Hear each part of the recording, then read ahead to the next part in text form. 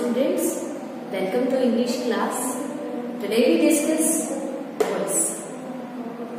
In my previous videos, I have already explained how to change active voice into passive voice when the sentence of active voice is of assertive.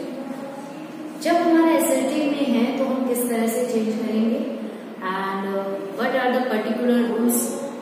Now again I am going to explain the basic rules for voice. We apply the tense rule, means do, does, verb की first form changed into is, am, are. Is, am, are changed into is, am, are plus means.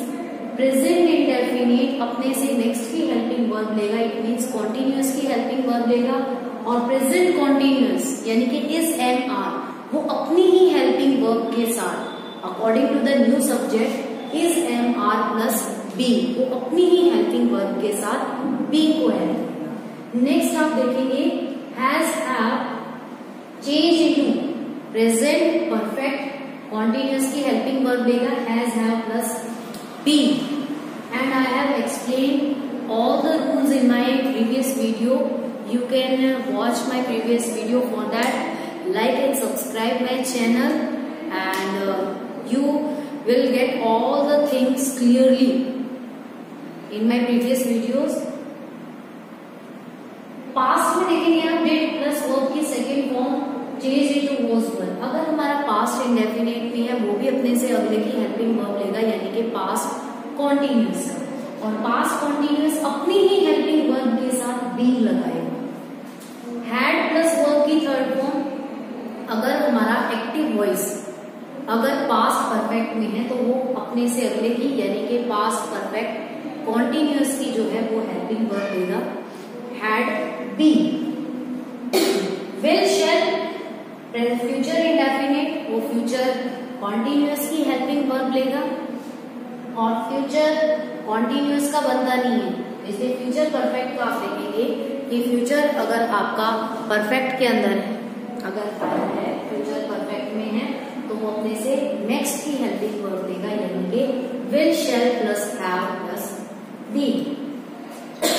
This as a tense rule. And the next one is another basic rule. Subject change into object, object change into subject. जब हम active से passive voice में change करते हैं तो active voice के subject को हम ऑब्जेक्ट की तरह रिप्रेजेंट करते हैं. To make it more clear I am going to explain it here. For example, I am writing a letter. This is a sentence of assertive, and for that we change subject into object and object into subject. I is the subject and another is a object. Object को subject के तौर पर आगे लेकर आएंगे a letter. Apply the tense rule. Is, am, are अपनी ही verb के साथ being तो क्या लगेगा letter के according is being. And be next rule जो हमारा 10 वॉइस का एक बेसिक रूल है वो ये है that we always use third form of the verb. किसी भी तरह का कोई भी हम कोई भी अप्लाई करें, हेल्पिंग वर्ब हमारी चेंज हो रही है लेकिन पैसिव वॉइस के अंदर we always use third form of the verb. हम हमेशा वर्ब की थर्ड फॉर्म का यूज करेंगे. A letter is being written by. I का ऑब्जेक्टिव केस हम क्या लेंगे, अब सब्जेक्ट है इसको ऑब्जेक्ट करेंगे तो I का सब्जेक्टिव ऑब्जेक्टिव केस क्या होगा, मी. एसर्टिव सेंटेंस बेस्ड जो सेंटेंस है उनको क्लियर करने के लिए please watch my previous videos. आज हम डिस्कस करेंगे इंटेरोगेटिव बेस्ड सेंटेंस. अगर हमारा एक्टिव वॉइस इंटेरोगेटिव में है तो हम क्या करें. इंटेरोगेटिव सेंटेंस बनाने के दो तरीके हैं. Means firstly we can put helping verb before the subject. Another way is that by using WH family verbs.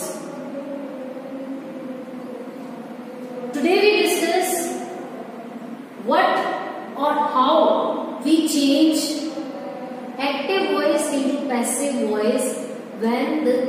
voice is of interrogative and interrogative sentence starts with helping verb. जब helping verb से शुरू होगा तो हम क्या करेंगे बेटा, कुछ नहीं करना है आपको, इन्हीं टेंस रूल्स को अप्लाई करना है। सेम फॉर्मेट, सारा सब कुछ सेम चलेगा। जब आप पैसिव वॉइस बनाएंगे तो सेम आपको वही करना है कि आपको हेल्पिंग वर्ब को आगे रखना है। अगर इसी सेंटेंस के अंदर जो हमने अभी बनाया था, इसमें इस हेल्पिंग वर्ब को अगर मैं यहां रख दूं, is a letter being written by me, तो ये इंटेरोगेटिव हो जाएगा। इन द सेम वे आप यहां देखेंगे, is he writing a letter, helping verb से शुरू हो रहा है। आपको ये पता है कि इज एम आर अपनी ही हेल्पिंग वर्ब के साथ बीइंग लगाएगा, तो हम न्यू सब्जेक्ट देखेंगे कि इसके अंदर ये सब्जेक्ट है, ये ऑब्जेक्ट है, ये सब्जेक्ट है। हम ऑब्जेक्ट को एज ए सब्जेक्ट आगे लेकर आए, ये हमारा न्यू सब्जेक्ट है। अब इस न्यू सब्जेक्ट के अकॉर्डिंग हमने हेल्पिंग वर्ब का यूज किया इज, और same formula, is am are plus being plus verb की third form plus preposition by and then we put the new object. इस सब्जेक्ट को चेंज किया हमने object. Another example you can see here, does she read the book.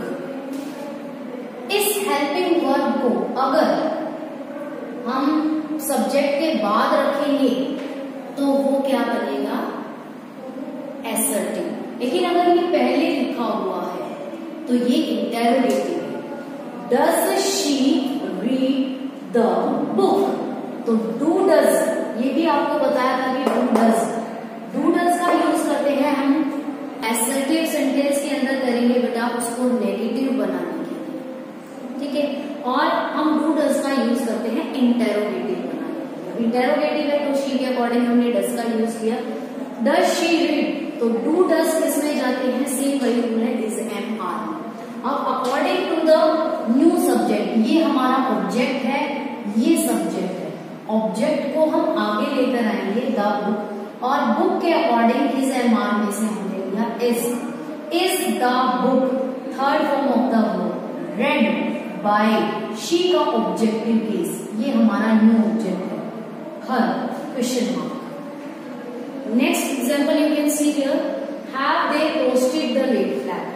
Same वही rule है, हमने देखा कि हैज हैव चेंज किसके अकॉर्डिंग होते हैं बेटा, ये अपने से अगले ही लेगा, हैज हैव प्लस बी। तो हम क्या करेंगे, हैज द लेटर, क्योंकि अब हमारा नया सब्जेक्ट क्या बना, द लेटर, तो द लेटर के अकॉर्डिंग क्या आया हमारा, has the letter been posted by them and then sign of interrogation. Next example you can see here, had he received the letter. इसको हम चेंज करेंगे तो क्या होगा, हैड आपको अकॉर्डिंग टू रूल बताया था, हैड प्लस वर्ब की थर्ड फॉर्म चेंज होगी, हैड होगी, यानी कि पास्ट परफेक्ट जाएगा, पास्ट परफेक्ट कॉन्टिन्यूअस।